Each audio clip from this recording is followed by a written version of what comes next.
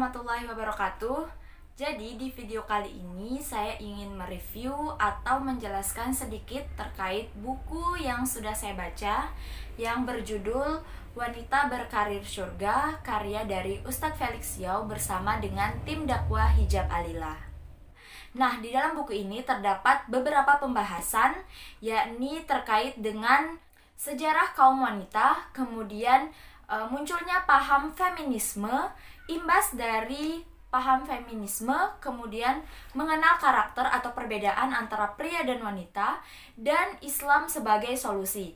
Nah, di Islam sebagai solusi ini terdapat banyak sekali pembahasan-pembahasan terkait dengan hal-hal seperti pertanyaan yang mungkin muncul dalam benak kita, apakah Islam melarang atau mengekang wanita dalam beraktivitas, kemudian pembahasan terkait mahar untuk wanita, kemudian larangan untuk menyakiti istri, kemudian poligami di dalam Islam, kemudian banyak sekali hal-hal lainnya, termasuk juga tokoh wanita yang sudah dijelaskan di dalam Al-Quran yang telah dijamin masuk surga oleh Allah. Ada Fatimah, kemudian ada Maryam, kemudian ada Bunda Khadijah, kemudian ada Asiyah, istri dari Fir'aun. Nah, di buku ini sudah dijelaskan apa yang menyebabkan mereka bisa mendapatkan jaminan surga dari Allah Subhanahu wa Ta'ala. Di terakhir ada bonus yang menjelaskan aktivitas atau semacam gambaran bagaimana seharusnya seorang ibu rumah tangga bersikap. Ada cerita dari Ummu Alila yang merupakan istri dari Ustadz Felix Yau. Nah, yang pertama saya akan membahas terkait dengan sejarah kaum wanita. Di masa kini, wanita sudah memiliki kebebasan untuk menentukan hidupnya, mau menjadi apapun dan mengerjakan apapun. Wanita yang mampu menghasilkan banyak uang dianggap lebih terhormat dibandingkan dengan wanita yang hanya berdiam di rumah dan mengurus anak-anaknya. Di masyarakat, sering ada perbedaan atau membanding-bandingkan antara mereka yang bekerja di luar sebagai wanita karir dan mereka yang dianggap hanya mengurus urusan rumah tangga dan berdiam di rumah. Lalu ada omongan-omongan seperti percuma sekolah tinggi-tinggi, percuma berpendidikan kalau hasilnya hanya sebagai seorang ibu rumah tangga dan seorang istri di rumah. Padahal sejatinya kita tahu bahwa ibu adalah madrasah pertama bagi anak-anaknya yang akan menentukan anak tersebut bisa mendapatkan pendidikan Islam yang baik atau tidak. Namun, stereotip yang berkembang di masyarakat adalah wanita karir adalah wanita yang keren, wanita yang memiliki jabatan, dan wanita yang mampu menghasilkan uang lebih banyak. Pikiran ini tidak hanya jadi stereotip bagi orang tua, namun juga bagi pemuda-pemudi zaman sekarang yang menganggap bahwa wanita karir itu sangat keren. Stereotip inilah yang menyebabkan para muslimah kesulitan untuk bicara kepada dunia tentang pilihannya menjadi seorang ibu rumah tangga. Nah, sebenarnya dari manakah ide ini berasal?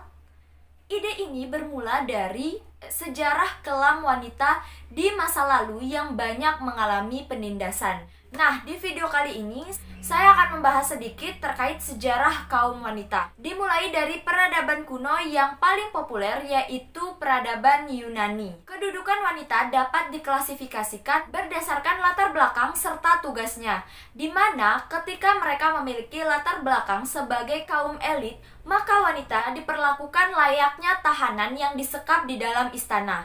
Sedangkan wanita dari kalangan bawah malah menjadi komoditi yang diperjualbelikan. Tugas-tugas wanita di masa ini adalah sebagai pemuas kaum pria. Bagaikan selir-selir yang melayani pria, kemudian wanita melahirkan dan menjaga anak-anaknya selayaknya babysitter saja.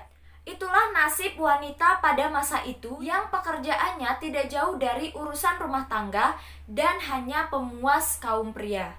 Yang kedua yaitu peradaban Romawi. Tidak jauh berbeda dari peradaban Yunani, di mana kedudukan wanita yaitu sebagai budak yang tugasnya menyenangkan dan menguntungkan tuannya. Wanita tidak diizinkan untuk mengambil bagian di segala urusan. Hak-hak wanita berada di tangan suami.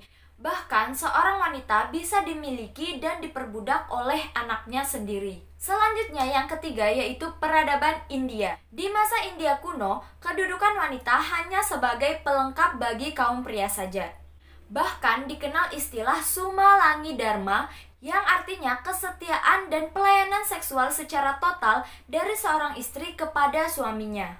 Bahkan dalam tradisinya seorang istri memanggil suaminya dengan sebutan yang mulia atau Tuhan. Dan jika suaminya meninggal, maka seorang janda harus melakukan tradisi yang disebut dengan tradisi sati, yaitu membunuh dirinya sendiri sebagai bentuk pengabdian atau sebagai bentuk pembuktian kepada suaminya. Selanjutnya yang keempat adalah peradaban Cina. Di dalam sejarah Cina kuno, seorang wanita atau seorang perempuan tidak mendapatkan tempat yang wajar di dalam keluarganya. Mereka telah menderita sejak masa kanak-kanak dalam keluarga-keluarga miskin. Gadis-gadis dijual sebagai budak kepada keluarga-keluarga kaya atau bahkan kepada keluarganya sendiri.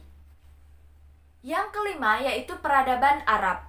Perlakuan Arab jahiliyah kepada wanita tidak jauh berbeda dari peradaban-peradaban sebelumnya. Bahkan ketika itu, anak perempuan dikubur hidup-hidup. Dengan dikuburnya anak perempuan tersebut, maka mereka menganggap bahwa hilanglah atau terkubur juga aib-aib di dalam keluarganya. Jikapun tidak dikubur, wanita akan dipelihara dan diperlakukan secara tidak manusiawi.